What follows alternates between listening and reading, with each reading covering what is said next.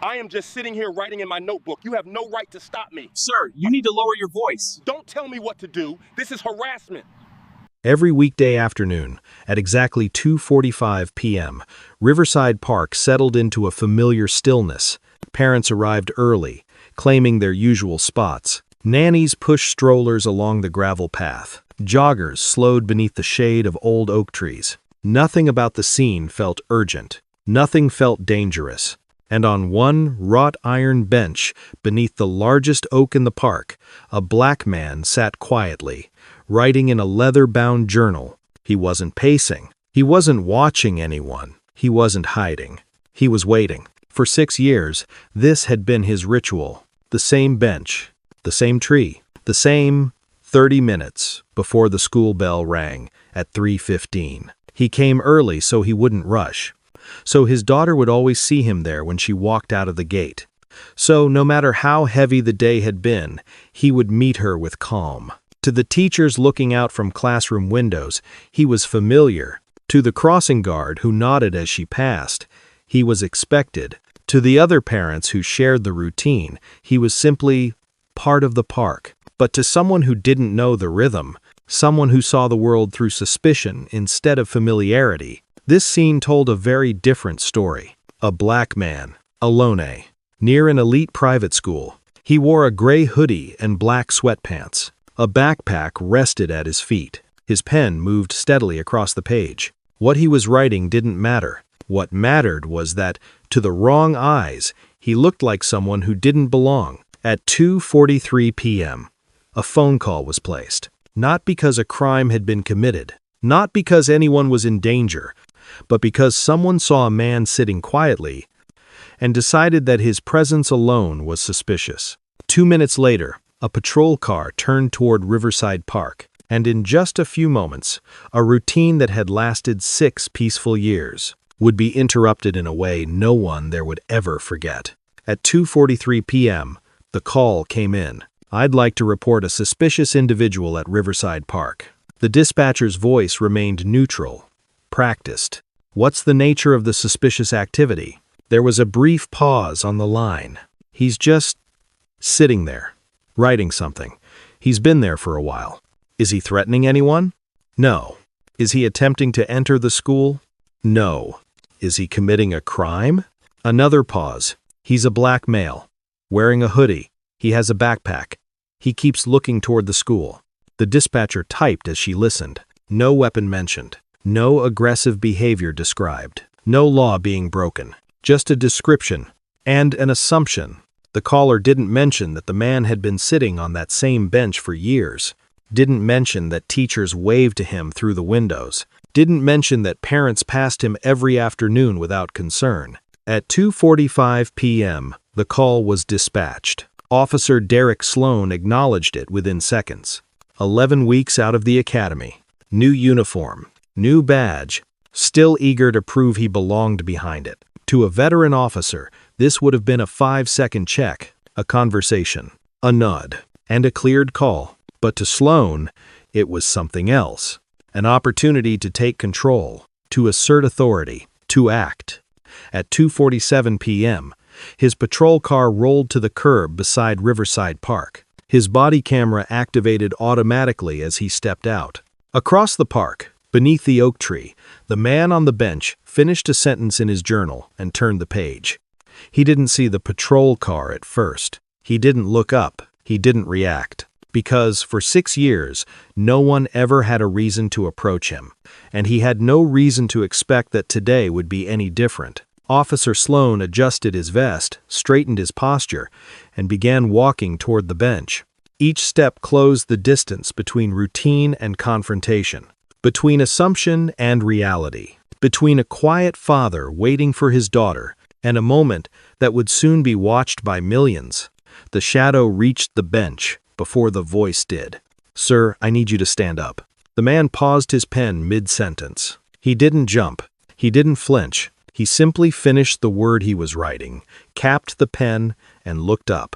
The officer standing over him was young, mid-20s at most. His uniform was crisp. His badge still carried the shine of something recently earned. "Is there a problem, officer?" "I need to see some identification." May I ask why? We've had reports of suspicious activity in the area. The man glanced around the park. Parents waiting, children playing. Nothing out of place. What activity would that be? That's what I'm here to determine. ID. His tone wasn't angry. It was impatient, already decided. The man closed his journal and rested it on his knee. I'm sitting on a public bench, writing. I do this every weekday while I wait for my daughter to get out of school. The officer shifted his weight forward. I don't care if you're Father of the Year. ID. Now. A few heads turned. The man's voice remained calm. Officer. Am I being detained? I'm investigating. Am I free to leave? I didn't say that. So, am I being detained or am I free to go? The officer exhaled sharply. I'm asking you for identification. And I'm asking you what law I'm suspected of breaking. The body camera caught the moment the slight tightening of the officer's jaw. He hadn't expected questions. He hadn't expected composure. He hadn't expected resistance that didn't look like resistance at all. I received a call, he said. That's enough. A call about what? The officer didn't answer. The man looked at him steadily. I've been sitting on this bench for 6 years. The teachers know me. The crossing guard waved to me 20 minutes ago. None of that mattered. What mattered was that the officer had already decided who this man was. And now, instead of investigating facts, he was defending his assumption. The space between them felt smaller, not because the officer stepped closer, but because the encounter had crossed an invisible line, and neither of them was backing away. The officer broke eye contact first, not to disengage, but to reassert control. I'm going to ask you one more time, he said. Do you have identification on you? The man placed his journal carefully into his backpack. His movements were slow, deliberate. Officer, he said, I'm sitting in a public park. I'm not engaged in any criminal activity, and I haven't been given a lawful reason to produce ID. That's not for you to decide. Actually, it is. That's how the Constitution works. The words landed harder than the tone suggested. The officer's posture stiffened. We received a report. A report of what? There was a pause just long enough to notice. Of a suspicious person. And what made that person suspicious? The officer hesitated. The body camera captured the silence. Finally, the man spoke again. Was it that I was sitting? No. That I was writing? No. That I've been here every day for 6 years? The officer didn't answer. The man's voice remained steady. Or was it that I'm a black man sitting alone near a private school? The officer's jaw tightened. I didn't say anything about race. You didn't have to. Around them, the park had grown quieter. A few parents had stopped pretending not to listen. A jogger slowed. A woman with a stroller paused near the path. I belong here, the man continued. My daughter goes to that school. She'll be out in less than 20 minutes. Anyone can say that. Then verify it. The officer didn't. Instead, he stepped closer. I don't care how long you claim you've been here, he said. Right now you're refusing to comply. I'm asserting my rights. To me, that looks like non-compliance. The words were casual. The implication was not. This was no longer about a call, no longer about safety.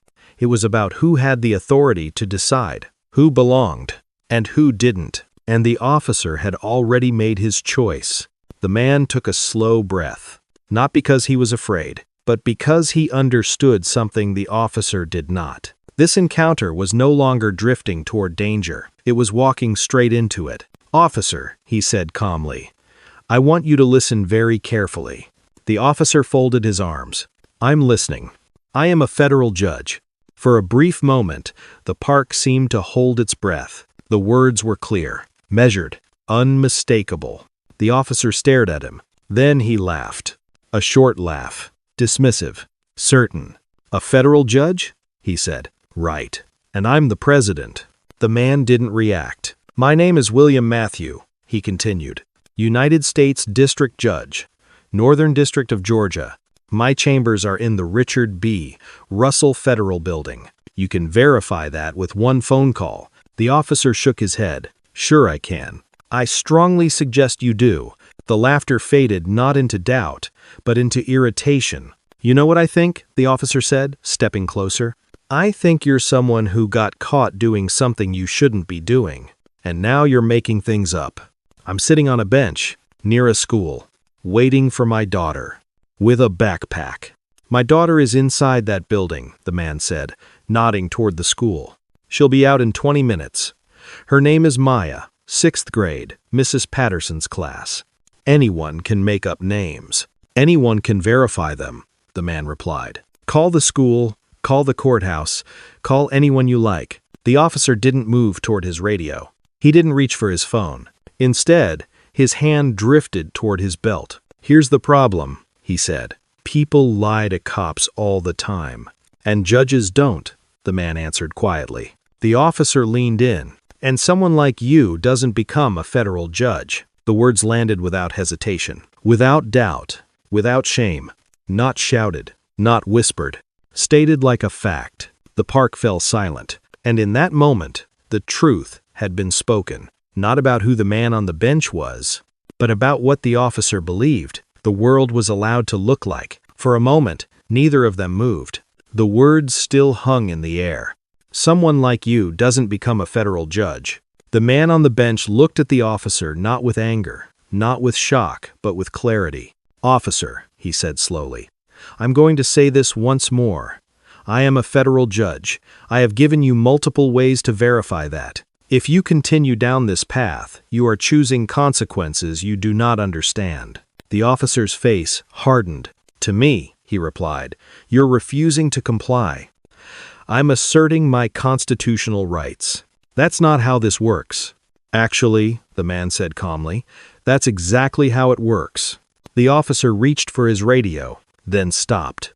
Instead, his hand moved to his handcuffs. The metal caught the light. Several people in the park noticed at the same time. A mother near the path lowered her phone from her ear. A jogger slowed to a stop. Two parents exchanged uneasy looks. "Sir," the officer said, "stand up and turn around." "On what grounds?" "Failure to comply with a lawful order." "You haven't given a lawful order." The man closed his backpack and placed it carefully at his feet. He rose slowly on his own. Then he looked directly into the body camera mounted on the officer's chest. "Remember this moment," he said. "Everything that happens next is your decision." The officer grabbed his arm, not to guide him, not to assist, to control. The grip was hard, purposeful. The man stumbled half a step as he was spun toward the oak tree. "Do not touch me," he said firmly. "I am not resisting." The officer pressed him forward anyway. Rough bark scraped against the man's palms as his hands were forced behind his back. "I told you who I am," the man said through measured breath. "And I told you I don't believe you." Cold metal snapped around his left wrist. The click echoed. Phones came out. "Hey, what are you doing?" He wasn't doing anything. "That's unnecessary." The officer ignored them. The second cuff closed. Now restrained. Now humiliated. Now transformed from a man waiting for his daughter into a spectacle. "You just handcuffed a federal judge," the man said quietly. "In a public park. In front of witnesses?" The officer leaned closer. His voice was low. "You're not a judge," he said. "You're exactly who I thought you were." And with that, the encounter crossed a line that could never be uncrossed. The park was no longer quiet. What had begun as a routine pickup hour had turned into a circle of frozen disbelief. Phones were raised. Voices overlapped. People who had walked past this bench every afternoon now stood still, watching a man they recognized handcuffed against the oak tree. "He didn't do anything. He's here every day. That's Judge Matthew." The officer turned sharply toward the crowd. "Everyone back up. This is police business." "What police business?" someone shouted. "He was just sitting there." A woman with a stroller stepped closer. "I've seen him here for years. His daughter goes to this school." "I said back up," the officer snapped. His hand rested on his weapon, not drawing it, but close enough to send a message. The crowd hesitated, not because they believed him, but because they knew what that hand meant. The man in handcuffs spoke again, his voice steady, carrying. "Officer Sloan," he said, "your badge number is 9,247. That tells me you graduated the academy roughly 11 weeks ago. The officer froze for half a second. I've presided over 47 police misconduct cases, the man continued. I've issued judgments totaling over $100 million. Murmurs rippled through the crowd. I know exactly how these encounters are supposed to end, he said. And I know exactly how this one will. The officer's eyes darted toward the phones, the faces, the tightening circle. An older woman stepped forward. She didn't raise her voice. Officer, she said, I'm Maya's grandmother's friend. That man is a federal judge. His daughter is inside that building. The officer pointed at her. Ma'am, if you don't step back, I will arrest you for interference. You can't arrest people for telling the truth, she replied. I can arrest anyone I want, he said. That was the moment. Not the handcuffs, not the shove, not even the insult, but the belief spoken out loud that authority no longer needed justification. The man in handcuffs closed his eyes briefly. Then he opened them and looked straight ahead. Officer, he said quietly, the school bell is about to ring. And when it does, you will have to explain why my daughter walks out to see her father restrained like a criminal. The school bell rang at exactly 3:15 p.m. Its sound cut through the park. Sharp, familiar, routine. The same bell that had ended every school day for 6 years.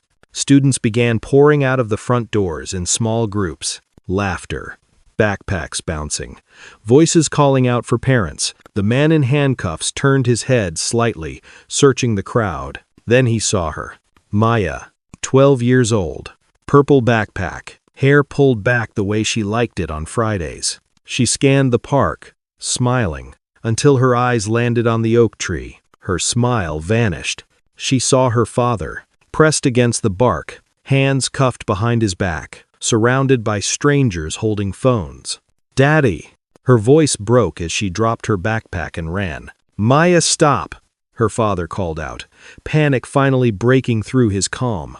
Stay right there. I'm okay. She didn't stop. She pushed past adults, past cameras, past the invisible line no child should ever have to cross. Why is he doing that to you? She cried. What did you do? The officer froze. The presence of a child, the undeniable proof of everything he had dismissed, introduced a reality he hadn't prepared for. That's your daughter? He asked quietly. Yes, the man said. Everything I told you was true. The crowd murmured louder now. You handcuffed him in front of his kid? This is wrong. Maya reached her father's side, clutching his arm as best she could around the restraints. Daddy, I'm scared. He leaned toward her as much as the cuffs allowed. Look at me, he said softly. I need you to breathe. This officer made a mistake. It's going to be fixed. The officer took a step back. His hand fell away from his weapon. The certainty he had walked in with was gone, replaced by hesitation, by fear, by the first realization that this moment was no longer under his control. In the distance, sirens approached, backup was coming, and with it, the truth he had chosen not to see was about to arrive all at once. The first patrol car pulled up to the curb with its lights still on. Then a second. Doors opened. Radios crackled. Officer Derek Sloan stood frozen beside the oak tree, unsure now whether to step forward or step away. From the first car, a woman stepped out. Sergeant Diane Crawford, 22 years on the force, a reputation for by-the-book policing, and someone who had testified in federal court more than once. She scanned the scene, the crowd, the phones, the child crying. Then her eyes landed on the man against the tree. Her face changed instantly. Officer Sloan, she called out, her voice sharp and controlled. Remove the handcuffs, now. Sloan turned toward her. Sergeant, I was responding to a suspicious person call. I know exactly what call you were responding to, she cut in. Remove the handcuffs. For a second, Sloan didn't move. Then his hands fumbled for the keys. The cuffs clicked open. Judge Matthew stepped forward slowly, rubbing his wrists not for comfort, but so the cameras could see the marks. Sergeant Crawford approached him with a posture that spoke volumes. Your Honor, she said quietly, I'm very sorry. Are you injured? Physically, no, he replied. Otherwise, we'll see. She turned back to Sloan. Do you have any idea who you just restrained?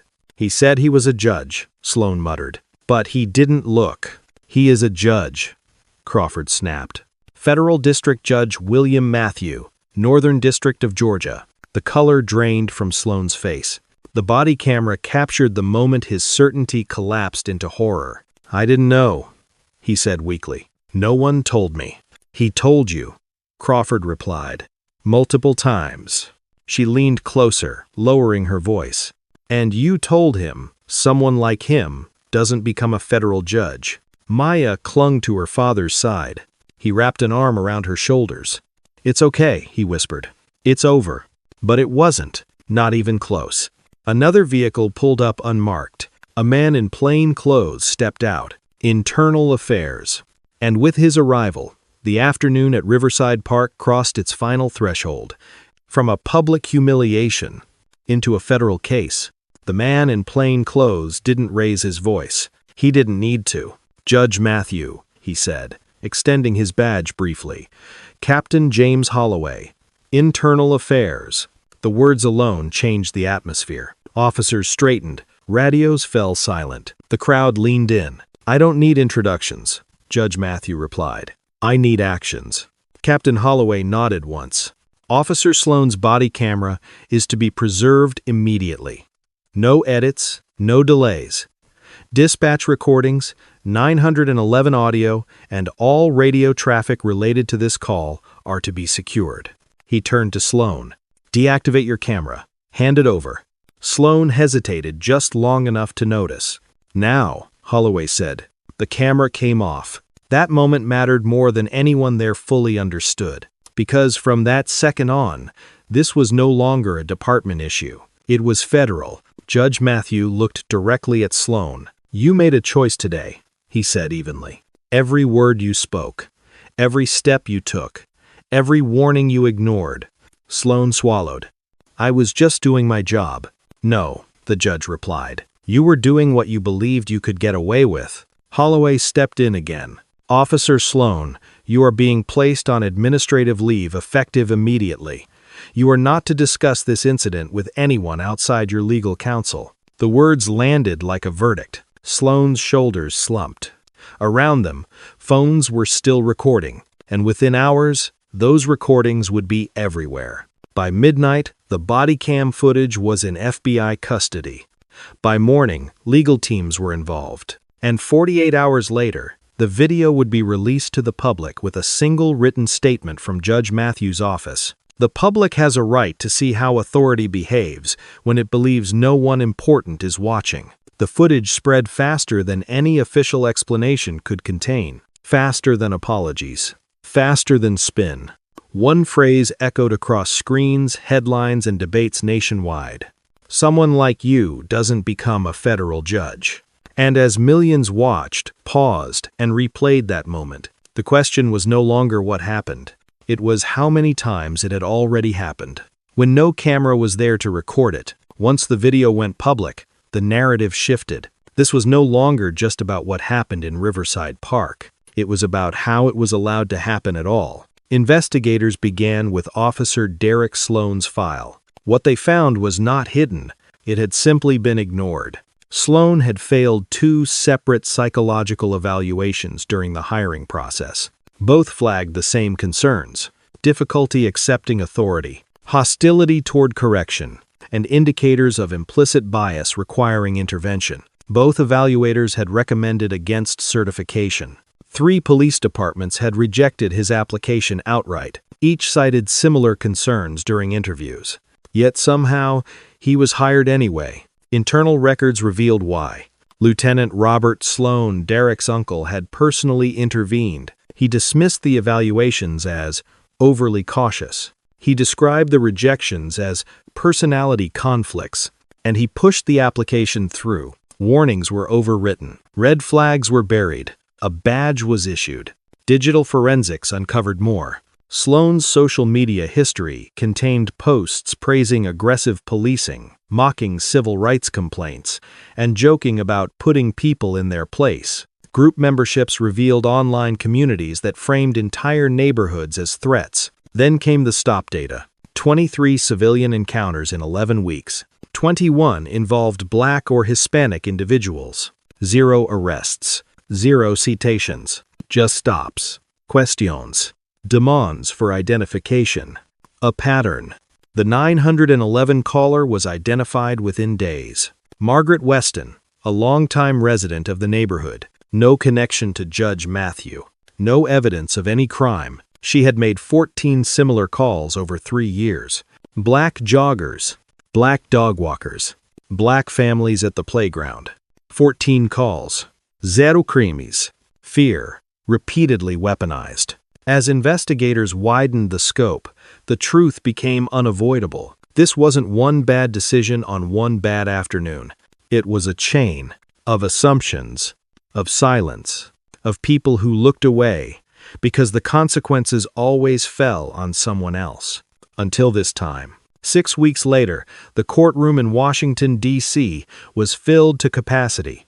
Journalists, civil rights observers, law enforcement officials sitting in silence. The case could not be tried in Georgia. Too many conflicts. Too many people who already knew the name William Matthew. The prosecution played the body cam footage first. 14 uninterrupted minutes. The jury watched the approach, the demands, the refusal to verify, the laugh, and then the sentence that changed everything. Someone like you doesn't become a federal judge. The prosecutor paused the video. What did Officer Sloan mean by someone like you? She asked. We don't need to guess. His record answers that for us. Stop data filled the screens. Psychological evaluations. Rejected applications. Social media posts. This was not confusion. It was conviction. Judge Matthew testified on the third day. He wore the same gray hoodie he had worn in the park. Not as symbolism. As truth. I wasn't there as a judge, he told the jury. I was there as a father. He described the bench, the journal, the routine, and the moment his daughter walked out of school and saw him in handcuffs. When you humiliate a parent in front of a child, he said, you don't just violate the law. You fracture trust in a way that can last a lifetime. The defense argued, mistake, misjudgment, training gaps. The jury deliberated for 6 hours. They returned guilty verdicts on every count. At sentencing, the presiding judge spoke plainly. Officer Sloan abused the authority entrusted to him. He targeted a man based on bias. And he did so in front of that man's child. She paused. 15 years in federal prison. No parole. Judge Matthew was not present. Instead, a victim impact statement was read aloud. My daughter watched her father treated like a criminal for existing. I will spend the rest of my life ensuring fewer children have to ask why that happened. The city settled within months. Judge Matthew donated every dollar to establish a legal defense fund for victims of racial profiling. Lieutenant Sloan was terminated. Supervisors were demoted. The department entered federal oversight. And every weekday at 2:45 p.m., Judge William Matthew still goes to Riverside Park. He sits on the same iron bench, under the same oak tree, with the same leather-bound journal. At Trois Queens, Maya joined him. They walk to the car together, because justice is not always loud. Sometimes, it's simply the refusal to let hatred rewrite who you are. And sometimes, the most powerful thing a man can do is sit quietly, in the place where he belongs, and wait for his child to come home.